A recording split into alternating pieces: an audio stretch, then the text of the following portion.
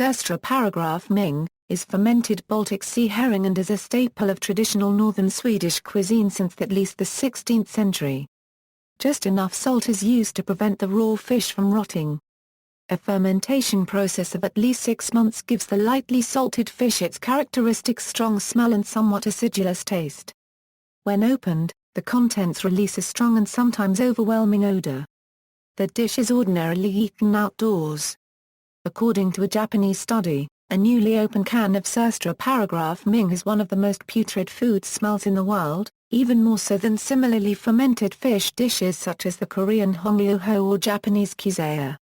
The Baltic herring, known as ːrströmmäng in Swedish, is smaller than the Atlantic herring, found in the North Sea, and traditionally the definition of ːrströmmäng is herring fished in the brackish waters of the Baltic north of the Kalmar Strait. The herring used for ːrströmmäng are caught just prior to spawning. At the end of the 1940s, producers lobbied for a Swedish royal decree that would prevent improperly fermented fish from being sold. The decree forbade sales of the current year's production in Sweden prior to the third Thursday in August. The decree is no longer law, but the trade still abides by the date for the premiere. Origin and legends. Fermented fish is an old staple in European cuisines. For example, the ancient Greeks and Romans made a famous sauce from fermented fish called garum, and Worcestershire sauce also has a fermented fish ingredient.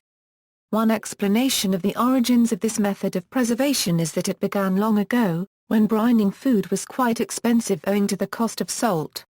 The fish are marinated in a strong brine solution that draws out the blood, which is replaced by a weaker brine, and the fermentation is done in barrels prior to canning. As long ago as the 16th century, ːrströmmäng was supplied as army rations in the 30 Years' War.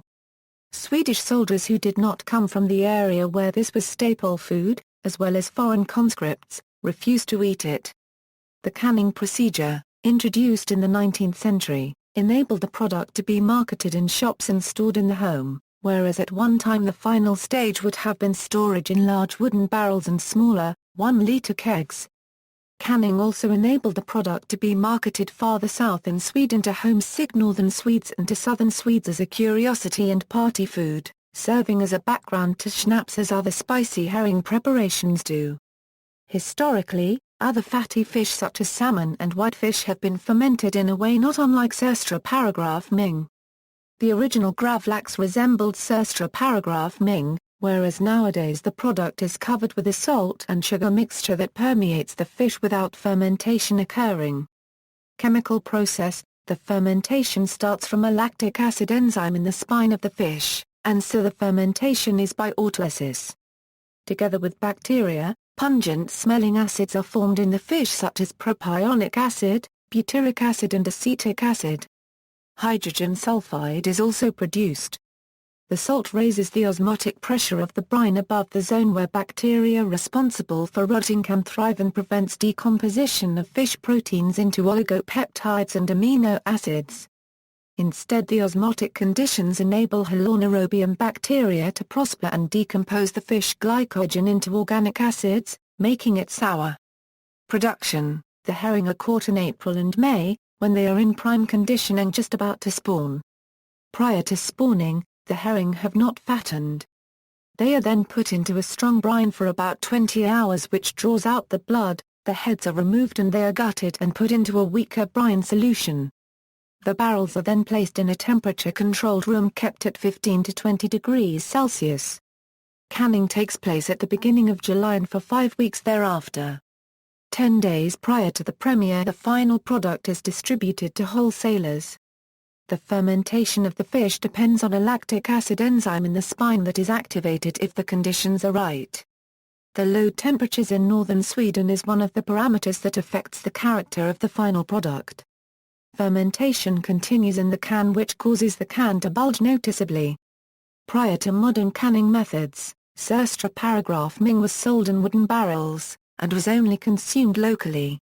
As even the smallest 1-liter kegs could leak, ːrströmmäng was bought directly from the producers in small quantities for immediate consumption. half a year to a year later gases have built up sufficiently for the once flat tops of the cylindrical tins to bulge into a more rounded shape. These unusual containers of ÄRströmming can be found today in supermarkets all over Sweden. However, certain airlines have banned the tins on their flights, considering the pressurized containers to be potentially dangerous. Species of Halornaerobium bacteria are responsible for the ink and ripening. These bacteria produce carbon dioxide and a number of compounds that account for the unique odor, pungent, rotten egg, rancid butter, and vinegary. Eating ÄRströmming. ÄRströmming is often eaten with a kind of bread known as tunnbröd. This thin, either soft or crispy bread comes in big square sheets when crisp or as rounds of almost a meter in diameter when soft. The custom in ÄRströmming, the area of northern Sweden where this tradition originates from, is to make a sandwich, commonly known as a ÄRströmming, using 2 pieces of the hard and crispy kind of tunnbröd with butter, boiled and sliced or mashed potatoes topped with fillets of the fish together with finely diced onions. Of course, it is also eaten as is on the plate with the above ingredients. To balance the strong flavor of the fish, varkaransi is usually the choice of cheese. In the southern part of Sweden, it is customary to use a variety of condiments such as diced onion, varkaransi ddfil or krami fra registered trademark chives and sometimes even tomato and chopped dill. The ÄRströmming sandwich is usually served with snaps and light beers like pilsner or lager. Other drinks of choice are svegdricka water or cold milk. However, exactly what to drink or not to drink to ÄRströmming is highly disputed among connoisseurs. Some claim that cold milk is the right and only choice while others refer to svegdricka as the most traditional drink. ÄRströmming is usually served as the focus of a traditional festivity, a ÄRströmmingskiva. Many people do not care for ÄRströmming, and it is generally considered to be an acquired taste. It is a food which is subject to strong passions. Occasionally people like the taste on first try. Museum. On June 4, 2005, the first ÄRströmming museum in the world was opened in Skeppsmalm, 30 km north of ÄRnska, a town at the northern end of the high coast. Controversy. Airline bans. In April 2006, several major airlines banned the fish, citing that the pressurized cans of fish are potentially explosive. The sale of the fish was subsequently discontinued in Stockholm's international airport. Those who produce the fish have called the airline's decision culturally illiterate, claiming that it is a myth that the tin fish can explode. Food Administration rules. ÄRströmming today contains higher levels of dioxins and PCBs than the permitted levels for fish in the EU.